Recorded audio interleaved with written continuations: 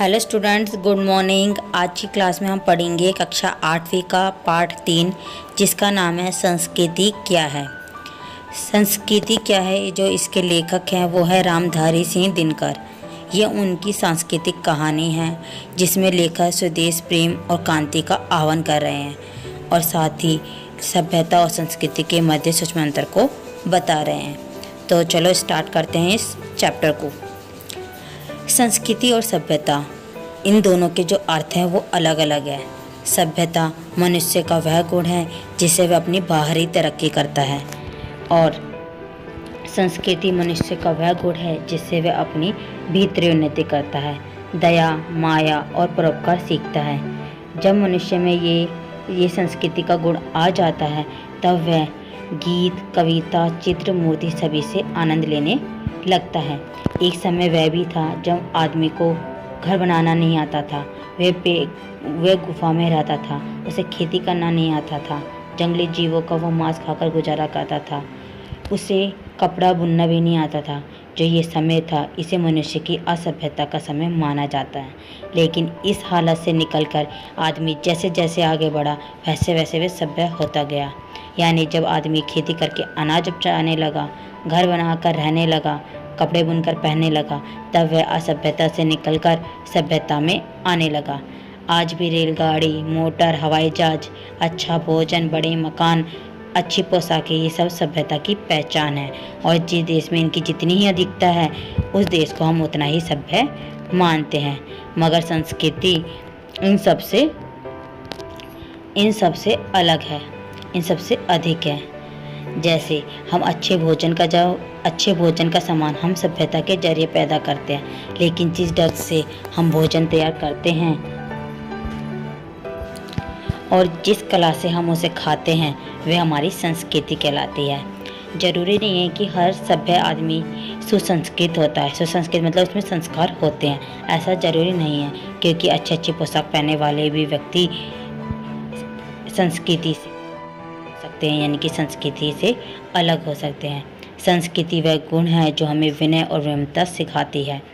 सभ्यता स्थूल होती है जिसे हम मोटे तौर पर भी देख सकते हैं। जैसे अगर किसी के पास कपड़े लत्ते अच्छे हैं, मोटर है, गाड़ी है, घर है, हवाई जहाज है, तो ये सारे उसकी सभ्यता के सबूत हैं जो हम मोटे तौर पर दे सकते हैं।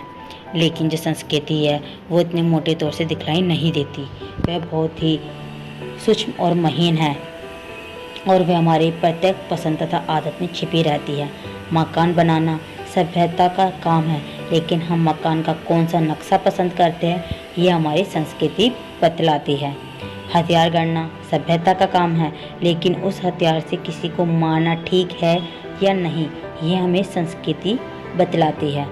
और आज दुनिया में बड़े बड़े बम, बड़े बड़े हथियार बन रहे हैं, क्योंकि सभ्यता के मामले में दुनिया बहुत ही आगे बढ़ गई है।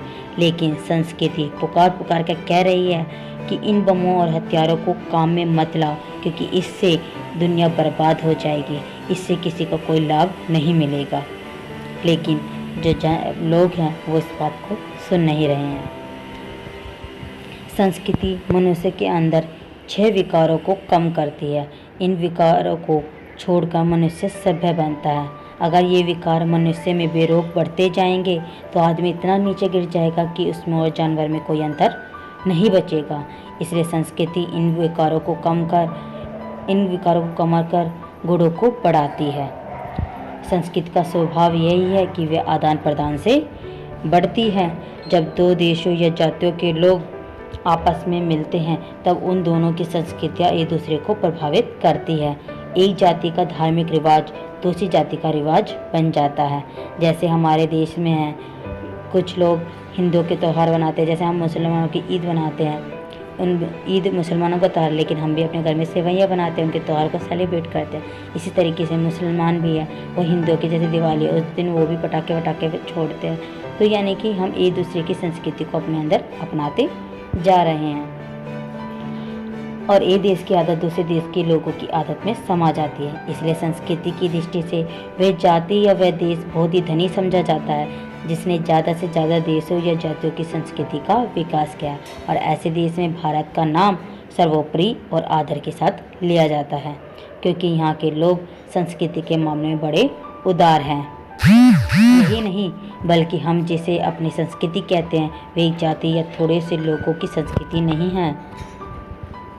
वह एक जाति या कुछ थोड़े से लोगों की संस्कृति नहीं है बल्कि बहुत पुराने समय से जो अनेक जातियाँ इस देश में आती रही हैं उन सब की संस्कृतियों के प्रभाव हमारी भारतीय संस्कृति पर पड़ते रहे हैं और उन्हीं प्रभावों को ठीक से अपने भीतर पचाकर हमारी संस्कृति इतनी विशाल और उदार हो गई है कि भारत में अनेक धर्म जाति के लोग रहते हैं और हमारे भारत ने सभी धर्मों को सभी जातियों को अपने अंदर समाहित कर रखा है, जिसके कारण आज वह सारी दुनिया की संस्कृति का आईना बन गई है। अब भारतीय संस्कृति का जब जब विदेशी संस्कृति से मिलन हुआ है तब तब हमारी संस्कृति में एक नई ताजगी आई है। असल में भारतीय संस्कृति में जो बसंत है यानी कि जो नई ताजगी है वह 4 बार आई है और 4 अध्यायों के रूप में आई है। पहला वह समय था जब आर्य इस देश में आए और द्रविड़ जाति से मिलकर उन्होंने एक नई संस्कृति की नींव रखी। द्रविड़ जाति दक्षिण भारत के निवासी लोग हैं जिन्हें पहले द्रविड़ जाति के नाम से जाना जाता था। फिर जब ये दूसरा अध्याय तब आया जब ये संस्कृति कुछ पुरानी हो गई, तब इसके खिलाफ महात्मा बुद्ध और महावीर ने विद्रोह किया, जिसके फलस्वरूप इनमें से जो रूढ़ियाँ थी, जो प्रथाएं थी वो दूर हुई और फिर एक नई संस्कृति का जन्म हुआ। तीसरा अध्याय तब आया जब इस देश में मुसलमान आए और हिंदू धर्म का इस्लाम से संबंध हुआ। और चौथा अध्याय वह आया जब भारत की मिट्टी पर हिंदू इस्लाम के बाद साथ ईसाई धर्म और यूरोप के विज्ञान और बुद्धिवाद से जुड़ाव हुआ। इस तरीके से भारतीय संस्कृति में बार बार नए नए रूप में बसंत आता रहा है, जिससे हमारी संस्कृति में नई ताजगी आती गई है। तो ये जो हमारा चैप्टर है वो यहीं ख़त्म होता है। अब हम इसके क्वेश्चन आंसर करेंगे नेक्स्ट क्लास में।